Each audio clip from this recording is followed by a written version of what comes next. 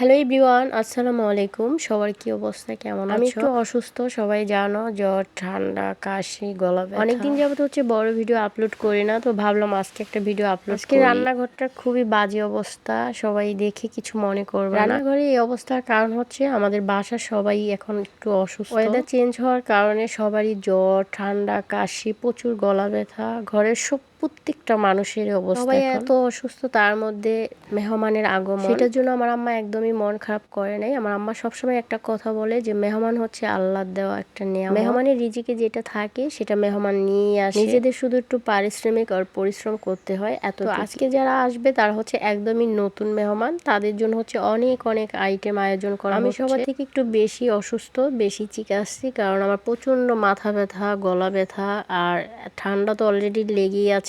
আমার ভয়েসটা শুনে বুঝতে পারছো। আজকে আমি তেমন কোনো কাজই করিনি, সব কাজ হচ্ছে আমার দুই ভাবি আর আমার আম্মা করছে। আমি ভিডিও নিয়ে ব্যস্ত ছিলাম, অসুস্থ, তারপর ভিডিও নিয়ে খুব ব্যস্ত ছিলাম। বলছি যে মেহমান হঠাৎ আসছে, আসলে মেহমান হঠাৎ আসেনি, মেহমান হচ্ছে আমাদের দাওয়াতি মেহমান, অনেক আগেই দাওয়াত দেওয়া হয়েছে। তো এখন হচ্ছে অনেক দিন আগে থেকেই দাওয়াত দেওয়া হয়েছে, তো আসবে আসবে বলে আর আসা হয়নি, তো আজকে ফাইনালি আসছে। মেহমান হচ্ছে আমার ভাবির ভাই আসছে বাইরে থেকে, এই জন্য হচ্ছে তাদের ফ্যামিলির সবাইকে দাওয়াত দেওয়া হয়েছে। তাদের ফ্যামিলিতে যে কজন সদস্য ছিল সবাইকে দাওয়াত করা হয়েছে, তো সবাই আসছে ইনশাল্লাহ। আর আমার ভাবির মা এই ফার্স্ট টাইম আসছে, ভাবির বড় ভাইও হচ্ছে বাইরে ছিল, আসে নাই আর কখনোই, তো এই ফার্স্ট টাইম, এই জন্য হচ্ছে এত এত। শুধু যে তারা দাওয়াত খেয়ে গেছে এমনটা না, তারা কিন্তু আমাদের ফ্যামিলির সবাইকেও দাওয়াত করে গেছে, আমাদের ফ্যামিলি থেকেও যাবে কয়েকদিনের মধ্যেই ইনশাল্লাহ। আজকে এত এত কাজ ছিল, তার মধ্যে আমি কোনো কাজই করতে পারি না, এই জন্য নিজেকে খুব কেমন যেন লাগতেছে, বোরিং ফিল হচ্ছে। একদম বসেছিলাম তা না, আমি কিন্তু কাজ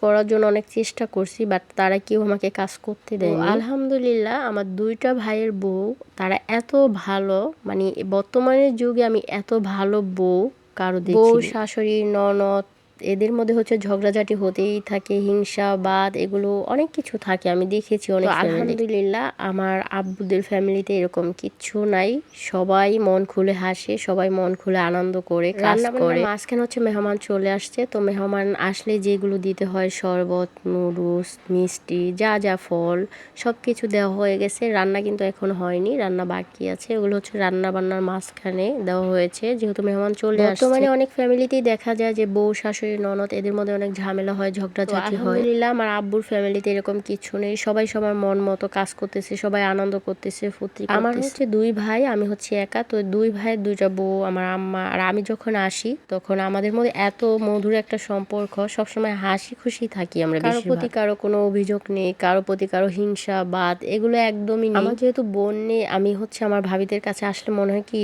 তারা হচ্ছে আমার বোন, তার হচ্ছে আমার সবকিছু, ফ্রেন্ড, এরকম ফ্রেন্ডলি একটা সম্পর্ক। ভাইরা বিয়ে করলে কিন্তু মেয়েরা বাবার বাড়ি খুবই কম থাকতে পারে, কারণ ননদ ভাবিদের মধ্যে যে একটা বর্নিং সেটা কিন্তু একদমই হয় না অনেক ফ্যামিলি। আমি যখন আমাদের বাড়ি আসি তখন তো আমার ভাবিরা আমার একদম যেতেই দিতে চায় না, আমাদের মধ্যে এত ভালো একটা সম্পর্ক আলহামদুলিল্লাহ। তো আজকের মতো এই পর্যন্ত, সবাই ভালো থাকো।